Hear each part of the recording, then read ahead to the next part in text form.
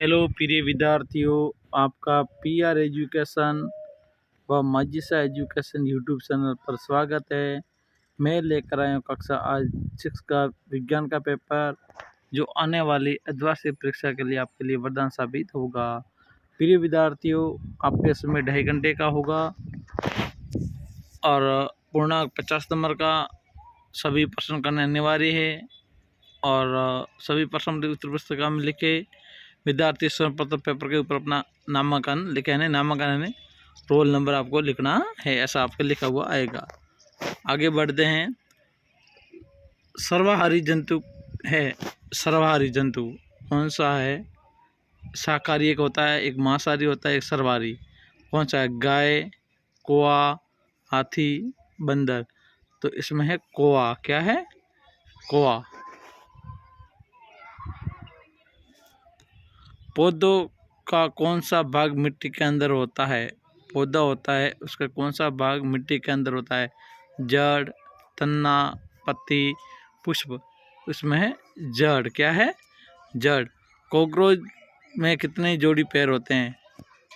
1 जोड़ी, 2 जोड़ी, 3 जोड़ी, 4 जोड़ी। इसमें होता है 3 जोड़ी। कितने कॉकरोच में कितने पैर होते हैं? 3 जोड़ी पैर होते हैं। प्रिय विद्यार्थियों, मेरी आपसे रिक्वेस्ट है, आप इस चैनल पर नए हो तो मेरे चैनल को सब्सक्राइब करें, लाइक करें और शेयर करना ना भूलें। निम्न में से निर्जीव है, निर्जीव कौन सा है? निर्जीव इसमें कौन सा है? जल, सत्रक, काई, कीट। निर्जीव और जल। क्या है? जल। आवास किसे कहते हैं? आवास जहाँ जीव जंतु पक्षी मनुष्य एक स्थान बनाकर रहते हैं, उसको आवास कहते हैं। जैसे घर, मकान, घोंसला, उसको आवास कहते हैं। क्या सभी जीवों को एक ही किस्म के भोजन की आवश्यकता होती है? क्या जो सभी जीव जंतु होते हैं उसमें एक ही किस्म की भोजन की आवश्यकता हो? नहीं, अलग अलग। कोई शाकाहारी होता है, उसको शाकाहारी भोजन, जो मांसाहारी होता है उसको मांसाहारी, और ऐसा जीव होता है सर्वाहारी, उसको शाकाहारी और मांसाहारी दोनों पसंद होते हैं। इसलिए सभी जीव को एक किस्म का भोजन आवश्यकता नहीं होता है, उसको अलग अलग होता है। हमारे भोजन के मुख्य पोषक तत्व के नाम लिखे, जो हम भोजन करते हैं उसके मुख्य पोषक तत्व कौन कौन से हैं? तो मुख्य पौष्टिक आहार में देखो, protein, carbohydrate, calorie, vitamin C, vitamin A, vitamin B, potassium, जो कैल्शियम, अलग अलग होते हैं। तंतुओं से ताकत निर्मित करने की प्रक्रिया बताए। इस प्रकार जो तंतु होते हैं उसके ताकत निर्मित करने की जो प्रक्रिया होती है उसको आपको बताना है। प्रिय विद्यार्थी, वेरी वेरी मोस्ट इम्पोर्टेंट है। ये थोड़ा बड़ा है इसलिए मैं आपको नहीं बताऊंगा, क्योंकि बड़ा बताऊंगा तो वीडियो बड़ा हो जाएगा। इसलिए आप अपने पाठ्य पुस्तक में से ये ढूंढ सकते हैं। क्या गैस भी जल में विलीन हो जाती है? जो गैस होती है वो जल में विलीन हो जाती है, ये भी आपके पाठ्य पुस्तक में से याद करना है। क्या गैस विलीन जल में विलीन हो जाती है? ये भी वेरी वेरी मोस्ट इम्पोर्टेंट सवाल है बच्चों, और इसको याद करना है। प्रिय विद्यार्थियों, मेरी आपसे बार बार रिक्वेस्ट है कि आप इस चैनल पर नए हो तो प्लीज़ मेरे चैनल को सब्सक्राइबर करें, लाइक करें, शेयर करें, सब्सक्राइब जरूर करें। 10वां सवाल है, विलियन तथा अविलियन, विलियन तथा अविलियन पदार्थों में अंतर स्पष्ट करने। विलियन पदार्थ और अविलियन पदार्थ में क्या अंतर है उसको आपको बताना है कि ये विलियन पदार्थ ये है, अविलियन पदार्थ ये है, इसमें क्या क्या अंतर है उसके बारे में आपको स्पष्ट करना है। ये भी आपके पाठ्य पुस्तक में से मिल जाएगा। 11वां सवाल है, पदार्थों को पृथक करने की में क्या आवश्यकता है, ये क्यों होती है? यानी पृथक करने की हमें क्या आवश्यकता है, ये क्यों होती है? यानी पदार्थ होता है उसको अलग अलग करने की हमें क्या आवश्यकता होती है? क्योंकि उसमें हर तरह के पदार्थ होते हैं अलग अलग, उसको अलग करना ज़रूरी है। यदि हम उसको अलग नहीं करेंगे तो उसमें हमारी जो आवश्यकता होती है वो चीज़ हमको नहीं मिलेगी, इसलिए उसको पृथक करना ज़रूरी है। निष्पावन से क्या अभिप्राय है और ये कहाँ उपयोग में क्या? निष्पासन, निष्पावन यानी इसका क्या उपयोग है और ये किस काम में आता है, हमारे लिए क्या उपयोगी है, इसके बारे में आपको बताना है।